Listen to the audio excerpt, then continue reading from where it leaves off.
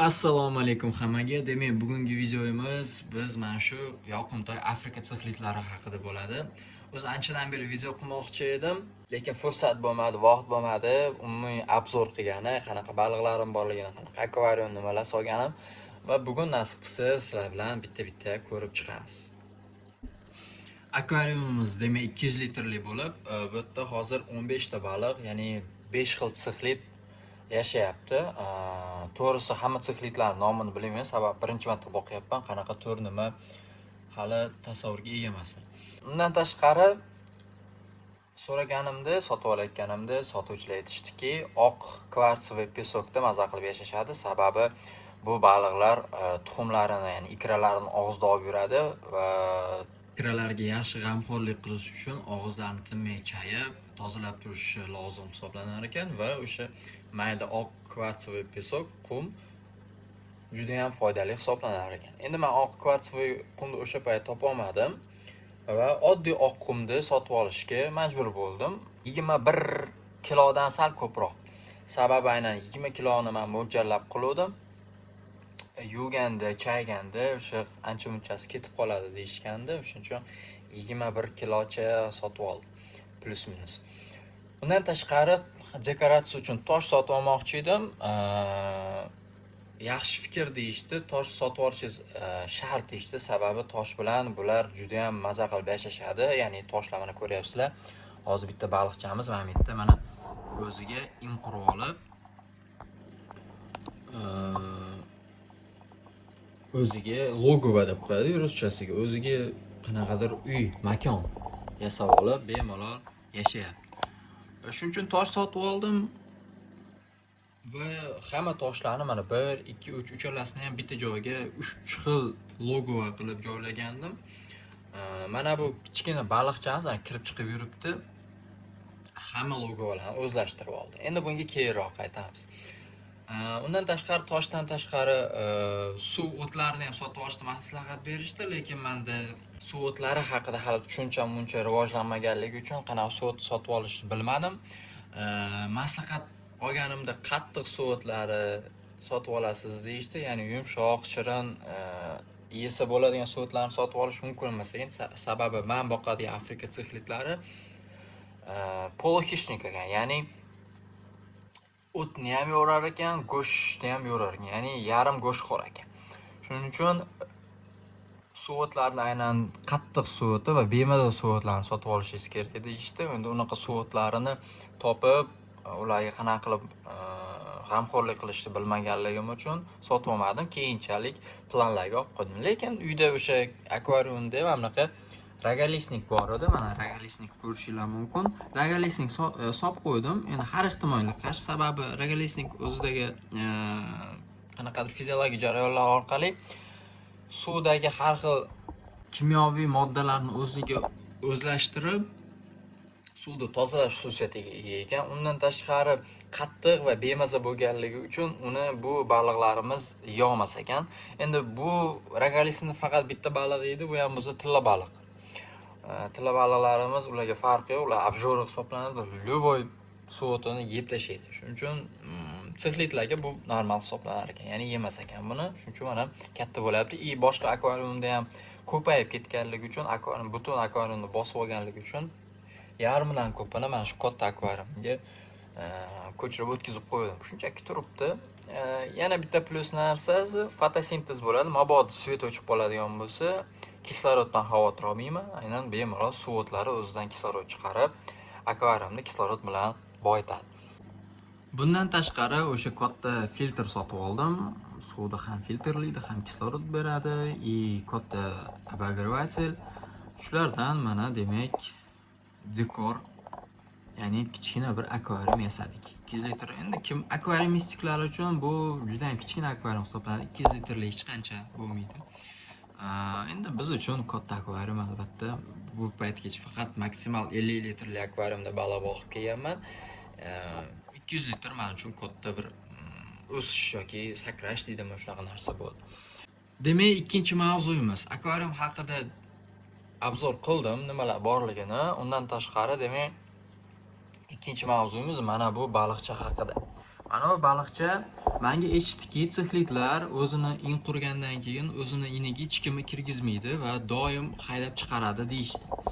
Doim haydab chiqarib, hech kimni kirgizmasdan o'zini inini qo'riqlab shunday hayot kechiradi deyishdi. Lekin mana bu baliqchi men ataylab 15 ta baliq bo'lganligi uchun endi hech bo'lmasa 3 ta uycha bo'lsin deb 3 ta mana bunaqa makon yasagandim. 3 ta uychali bir помещение deydimi, logo yasab qo'ygandim. Mana bu baliqchi hamma baliqlarni haydab chiqarib, hammasini o'ziniki qilib oldi. Hammasini ko'ryapsizlarmi? Quvlab, hech kimga kun bermay haydab chiqaryapti. Kel dedim-da, davay Mametdagi kichkina 2-3 ta toshni boshqa joyga, u tomonga ko'chirib o'tkazing deb, men Mametga ko'chirib o'tkazgan. Bu yerda hech qanaqa toshlar yo'q edi. Ko'chirib o'tkazdim. Bu uychani ham o'ziniki qilib oldi. Bu uychani ham o'ziniki qilib oldi. Endi bilmayman nima qilishdi. Hozir shunaqa savol miyamda aylanib yuribdi. Shuning uchun sizlarga bir savol sifatida sizlardan maslahat so'ramoqchi edim. Ya'ni sizlarda ham shunaqa holatlar duch kelganmi agar sixlik boqqan bo'lsa, balkim. Shunga nima qilgansizlar, qanaqa choralar ko'rgansizlar va u qanchalik ish bergan.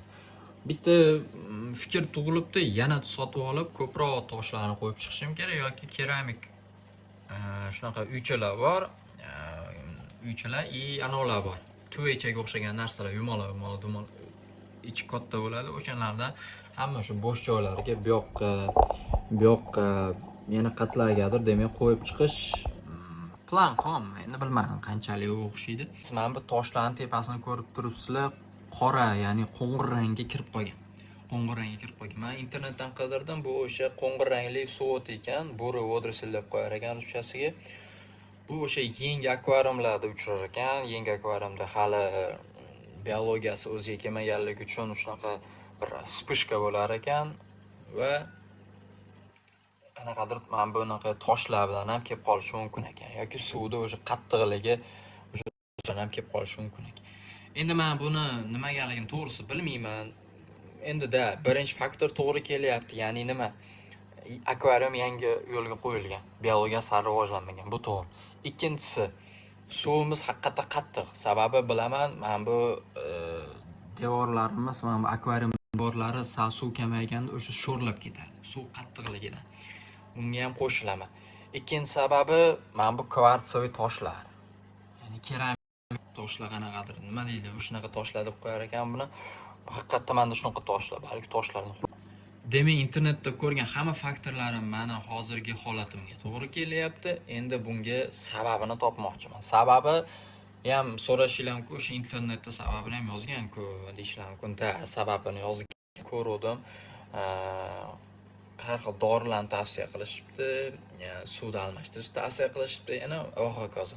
Lekin o'tgan safar eslasanglar 50 litrli akvariumda baliqlarim shu internetdan olgan tavsiyalarim oqibatida hammasi 100% o'lib ketdi. Ya'ni bironta dorini foydasi bo'lmadi. Shuning uchun internetda ko'rgan hamma narsamga ham ishonmay qo'ydim va o'zingizlardan qanaqadir sizlarda ham shunaqa narsalar duch kelgan bo'lsa, qanaqa choralar ko'rgansizlar, nima ishlatgansizlar, shuni kommentariyalarda yozib o'zingizlarning fikringizni qoldirsanglar juda ham xursand bo'lgan bo'lardim va boshqalarga ham yangi akvariumistikaga kirib kelgan qiziquvchilarga ham bu foydali bo'lgan bo'lar deb o'ylayman. Shu ikkita mavzuyimiz shulardan iborat edi. Demak, umumiy xulosa qilib aytganda 200 litr akvariumda hozircha 15 ta sixlit balig'i, Afrika sixlit balig'i yashayapti. Ya'ni 5 xilni sotib olganman.